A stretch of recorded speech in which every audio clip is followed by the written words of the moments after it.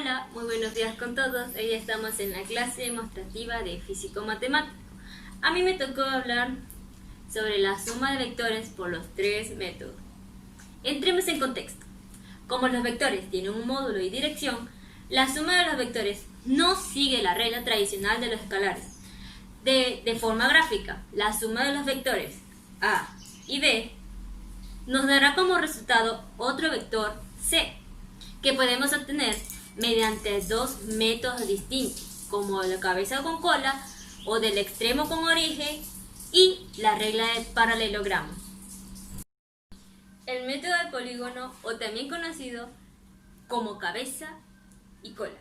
El método de polígono, que permite sumar vectores y consiste en colocar vectores a sumar uno a continuación del otro, siempre la cabeza de un vector estará unida a la cola del siguiente.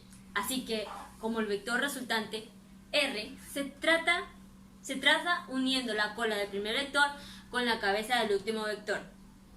Como este método podemos sumar 2 o 3 o más vectores, recuerda que los vectores no son siempre unos simples números. Por ello, solo lo podemos sumar empleando ciertos métodos como el método del polígono. Método del paralelogramo. Podemos aplicar si los vectores no tienen la misma dirección.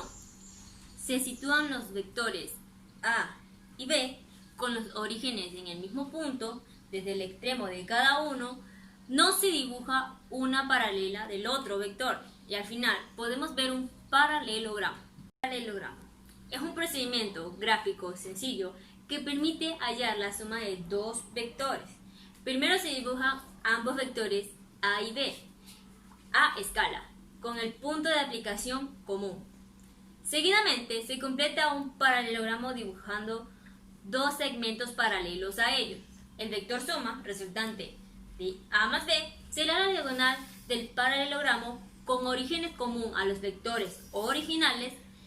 El método del paralelogramo se desarrolla en páginas de suma de vectores. La fórmula del módulo de vector resultante es donde A es el ángulo que forman los vectores A y B. El método analítico. El método analítico es posible aplicar el teorema de Pitágoras solamente si los dos vectores forman un ángulo de 90 grados. De otra forma, tendremos que aplicar la ley de coseno.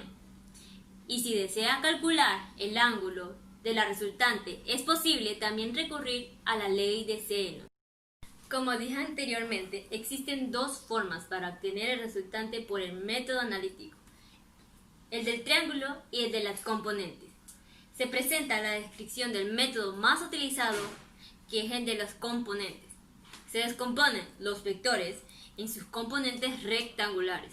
Las coordenadas de los vectores suma o resta se calculan sumando las respectivas componentes de los vectores que se adicionan. El módulo de vector resultante se calcula con la siguiente ecuación. La dirección y sentido se calcula con la fórmula trigonométrica, que verán a continuación. Para aplicar el método del triángulo o en la suma o en la resta de dos vectores, formulado por estos dos vectores y la resultante. Que le haya gustado esta clase demostrativa. Muchas gracias y yo me llamo Erika Disbel Guerrero Zambrano.